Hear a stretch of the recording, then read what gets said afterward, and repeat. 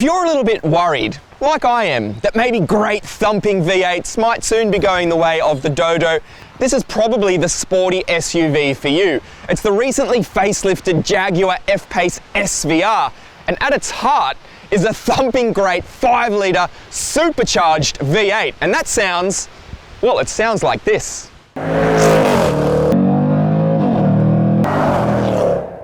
That sounds absolutely unhinged, doesn't it? Now, this updated F-Pace SVR costs $141,000. That's about $1,000 more than before, but it's still a chunk of change less than rivals like the Mercedes-AMG GLC 63, Alfa Romeo Stelvio Q, and BMW X3M competition. In this video, we're going to take you for a walk around the exterior of the car to see what's changed on the outside with this facelift. Then we're going to go for a drive and test this car's real-world 0 to 100 acceleration claim. Then we're going to jump inside, have a look at the cabin, hang around until the end of the video because the interior of this car is a real surprise. Before all that though, have you subscribed to our channel? If not, go up and do it now. It's free and it allows us to shoot more videos like this and treat your ears to some V8 goodness.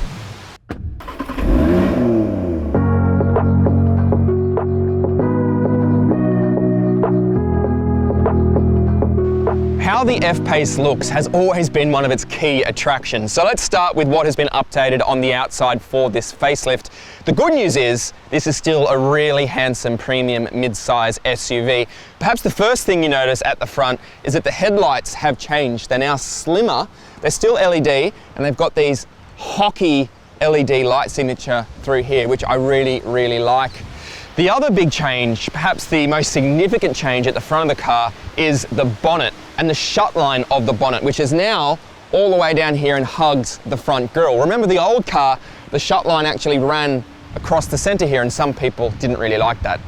The other thing you notice still has this big power bulge on the bonnet, which I really like, and these vents on the bonnet, they're functional as well. They're actually used to cool the big V8 that lurks underneath. Speaking of cooling, down here, these air intakes have been increased for this facelift. You can see the radiators lurking behind, and in fact, the whole front of the car has been redesigned slightly to increase the aero efficiency. So the CD has dropped by 0.1 down to, I think, 0.35 CD, and it actually does help, Jaguar says, to reduce front lift by 35%. Another benefit is additional cooling for the brakes. And these big brakes here, they are clamped by 4 piston calipers. The discs themselves, 395 millimeters here at the front. This car is actually on optional 22-inch wheels. As standard, the car comes with 21 inches, but this has the optional 22-inch forged wheels, and the design itself is like a split-spoke, 5-spoke design. I really like it. You've got the black gloss-painted section, but also these matte grey inserts. I really like those. Tyres themselves, sticky Pirelli P0s. And if we jump up here and move along the side of the car, we have another functional vent here. Again, assists with cooling. The mirror itself, you've got an indicator in there. You've also got your puddle lamp under here, which looks really cool at night. Down the side of the car, this car has the optional privacy glass fitted, and it is seriously impressive. It's actually very difficult to see in there. It also has optional panoramic sunroof. Now this one's the sliding one for about $4,400, but you can get a fixed unit for a few $100s less if you want.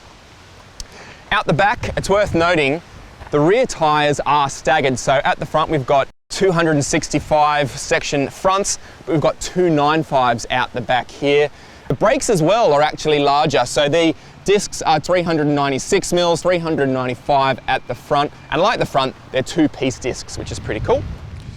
Coming around the back of the car, the first thing you notice is that, like the headlights, the taillight design is now much slimmer for a sleeker aesthetic. I really like that. I think they look really cool at night, particularly with this grey colour. Speaking of colours, you have 7 no-cost option colours to choose from. But if you want to go a little bit more individual, you're feeling a little bit fancy, the SVO department of Jaguar will actually offer you 15 additional colours, but they cost between $11,000 and $14,000, so that's a bit of a sting. Now, talking about the roof spoiler, the SVR model actually gets 2, because not only do you have the regular roof spoiler, but you get another little lip up there. I like it. What about you guys? Let me know in the comments below. Other things worth pointing out, a prominent SVR badge here. The whole rear bumper has been given a slight revision as well, and lurking at the edges of this dark plastic rear diffuser are the all-important quad exhausts. Now let's talk boot space. Electrically operated tailgate as you would expect, and when you open it, you discover a fairly decently sized cargo compartment. Jaguar says there is more than 750 litres of cargo capacity, but that's not strictly true because most manufacturers measure from the boot floor to the top of the rear seats. JLR goes all the way to the roof. And just eyeballing it, the load bay does seem a little bit skinny, but at least there are no big ugly wheel intrusions to contend with, which makes packing this car a breeze. Amenity-wise, you are pretty well looked after. There are 4 tie-down points. There's also a net down here, a couple of bag hooks, a couple of lights, and another 12-volt socket. There's also, this is a handy feature, the ability to operate the 60/40 split-fold rear seats with these levers here, electrically and automatically, so you don't have to go all the way around to the second row. All said and done, I think this car still is one of the most handsome premium SUVs you can buy. Before we go and drive it and test its real-world launch control, jump into the comments below because I want to know what you prefer between this and a GLC 63S or a Stelvio Q for aesthetics. All right, let's go and see what this car's like to drive.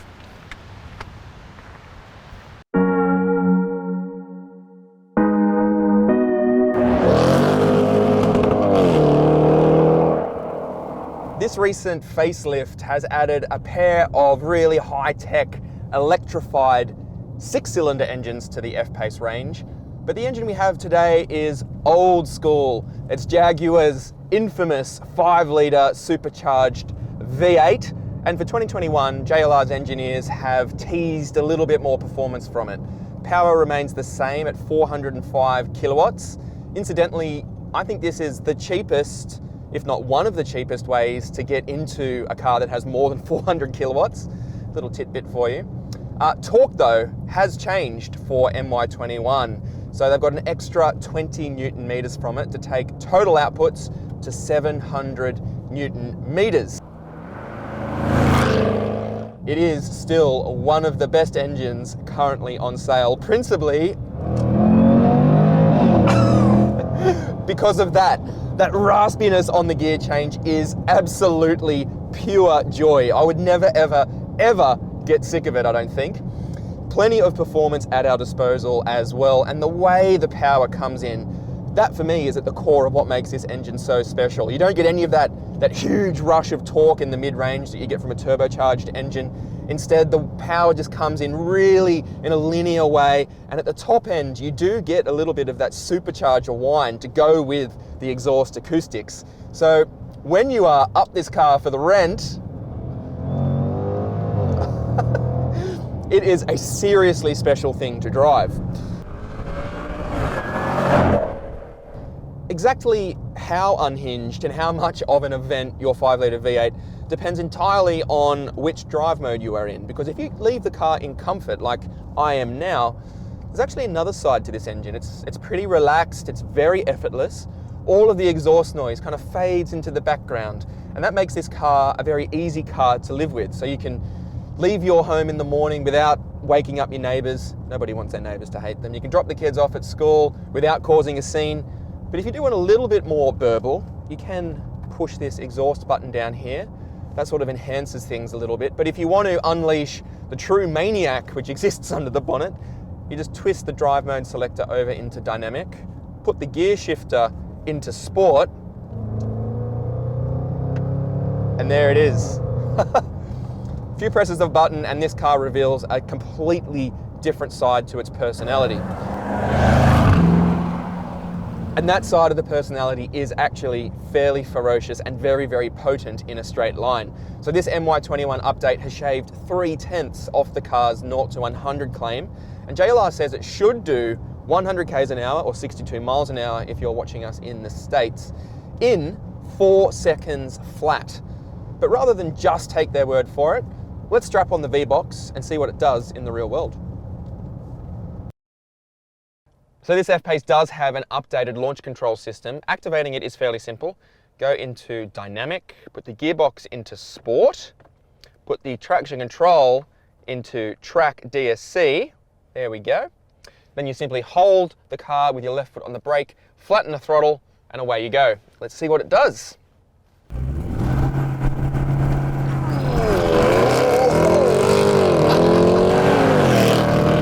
That is seriously quick. Wow.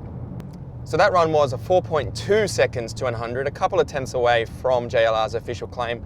But I think on these roads, they're a bit dusty. I don't think we're going to go much quicker than that today. I do, however, think 4 seconds is realistic on a very sticky drag strip, but it's not quite as quick in the real world as something like a Stelvio Q or an AMG GLC 63, which we have got faster times out of them, but still very rapid machine for something so big and so heavy. Ultimate grip levels in this car are very high. We have lots of adhesion to play with. That's helped by those sticky Pirelli P0s, and the car does feel pretty chuckable for what is a big bus.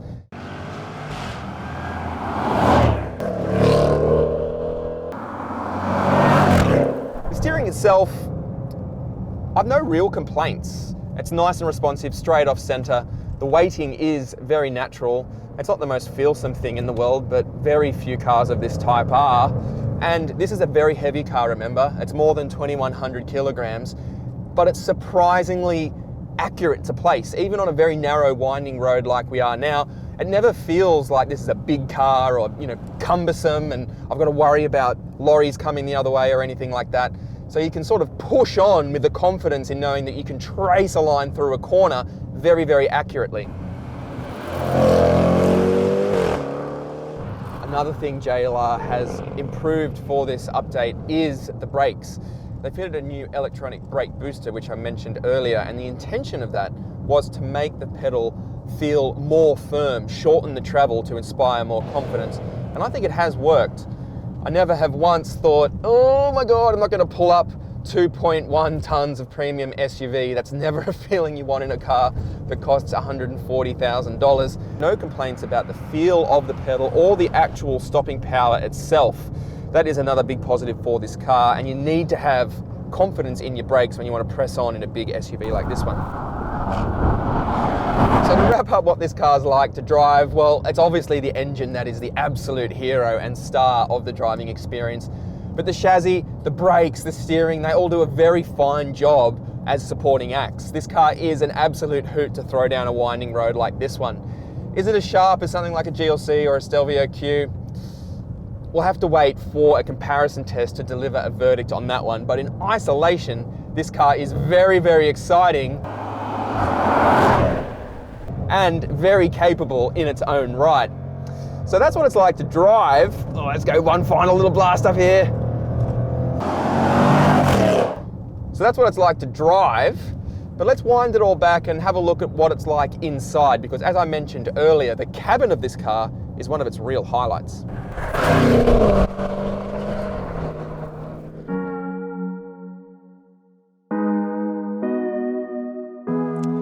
I mentioned at the start of the video that the cabin of this F-Pace SVR is a really big surprise, and it's so surprising because so much of in here is new.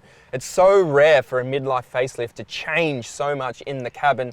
But then again, the first F-Pace, the cabin was a bit of a letdown, not in terms of space or comfort, but particularly for materials quality and especially for infotainment and technology. So Jaguar has really focused on lifting the ambience, making it feel really luxurious and premium in here.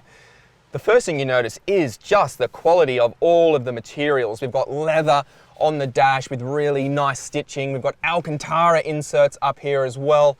There's a new gear shifter down here. It feels nice and stubby in your hand, and the shifter itself is covered in a cool little pattern that is repeated on the steering wheel rim. I really like that. Speaking of the steering wheel, these metal gear shift paddles are truly something special.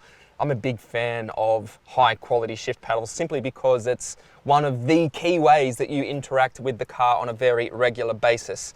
I really like also these textured dash and door inserts.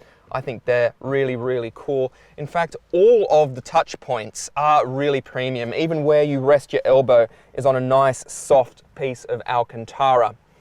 So the other thing that they have really focused on for this facelift is the infotainment system, and it is an absolute gem. Stroke of genius here by JLR. Sitting pride of place in the center console is Jaguar's Pivi Pro infotainment system. And the headline of that is this slightly curved 11.4-inch central touchscreen. The graphics on this and the resolution of the screen itself are top drawer. And the structure of the menus is actually fairly logical, which hasn't always been a JLR strength. So I'll talk you through a couple of the key ones here. So the one I want to talk about first is the dynamic function, which allows you to go and you've got a stopwatch, you've got lap times, you've got a G meter.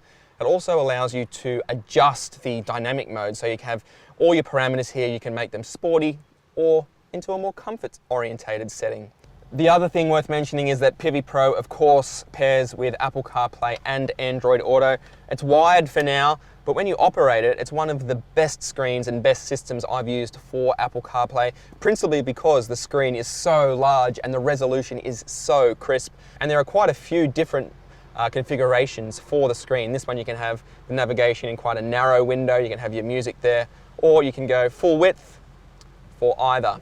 It's a very, very good system. And it pairs with a 12.3-inch fully digital instrument cluster. Again, JLR is a bit hit and miss with this stuff, but this one is an absolute hit. Two more pieces of tech worth mentioning. The first is that Pivi Pro also comes with noise cancelling, active noise cancelling, which uses microphones around the car to send out negative sound waves to improve NVH. And it does work. This car is surprisingly quiet and refined on the freeway. When you're on course chip, those 22-inch wheels with those big tires, there is a little bit of road roar, but this is a very well isolated cabin for long distances, so that is a big tick.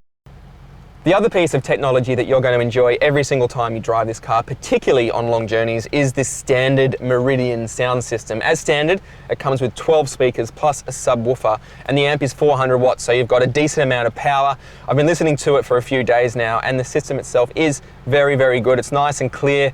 Probably not one of the best I've ever used. It's not quite on the same level as a really expensive B&O or Bowen Wilkins system, but it is a very, very premium audio. If you want to go a little bit more premium, you can. There's the option to fit a 16 speaker, 650 watt system. Again, that's also Meridian. In terms of places to put things, JLR hasn't foregone practicality in the pursuit of premiumness. There is quite a few cubbies in here, usefully sized cubbies as well. We've got two big central cup holders which can easily swallow my oversized drink bottle. The door bins apparently have actually been increased in size for this facelift. And again, I reckon you could fit a couple of these in there, no trouble at all. Places to put your phone. There is a wireless charging pad here, ahead of the gear shifter, and a slot here for a second phone, so you can still access both cup holders. That's a handy feature. Got another cubby in here to put things. Not the world's largest, but you know, that's not going to fit in there, but you can put your wallet, keys, etc. Got a USB-C, USB, and a 12-volt socket in there, and there's another 12-volt socket in here as well. And one other little hidden cubby, which I've only just discovered, is lurking down here underneath the central console. I don't know what you'd put in there, something you don't need to get very frequently, but it is useful to have more storage when you want it. There's a decent amount of room in the rear seat of the F-Pace SVR, and that's mostly because the F-Pace is a little bit larger than most of its rivals, and you really benefit from that in the back seat here. So I'm sat behind my own seating position there. I'm 188 centimeters tall, 6'2", 6'3" thereabouts, and I have a decent amount of knee room. I've also got lots of toe room, so I don't feel pinched down there, and the seat itself is very, very comfortable. So the outboard seats are effectively bucket seats. They've got very heavy bolsters for lateral support there, and plenty of under thigh support as well. The downside to having such heavily bolstered outboard seats is that the center pew isn't the comfiest. It's a little bit raised, the cushion, and you're going to struggle to fit three fully grown adults across the back here, shoulder to shoulder as well. 2 adults and a kid, no dramas, but if you want to fit 3 blokes back here, it's probably only for a trip down to the pub. Amenity-wise, look, it's good without being exemplary for this segment. So we get our own air vents back here, which is very important, particularly if you have kids, but no temperature control for the people back here. We do, however, get heated seats for each of the outboard seats, 3 stages for that, and a 12-volt socket. No USB ports though. That's a bit of a miss. And while the materials quality is fantastic in the front, I've got to say that the plastic used on the rear of this center console feels a little bit scratchy, a little bit hard, certainly not to the level of the materials up front there.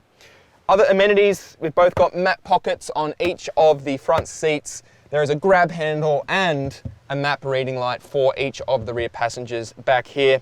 In terms of putting kid seats back here, we've got ISOFIX fixtures on each of the outboard seats, and there are top tethers for each of the 3 seats there, so that is handy. Jaguar has improved the active safety suite across the entire F-Pace range with this update. They now come with things like adaptive cruise, blind spot detection, rear cross traffic alert. All of those systems you'd expect, they're now standard across the entire F-Pace range. So that's it for our tour of this updated cabin. For me, it's probably one of the most surprising parts and impressive parts of this facelifted car. You can really tell that JLR has focused on lifting the quality and the ambience in here, and this cabin is a really big improvement over the previous car. So should the F-Pace SVR be on your shortlist? Well, if you love V8s, then yeah, absolutely. But there's more to this car than the theatrics of its engine. JLR has improved the driving experience, and the cabin in particular has taken a massive leap forward. It mightn't be quite as quick in a straight line as a GLC 63 or even a Stelvio Q, but this car majors on personality.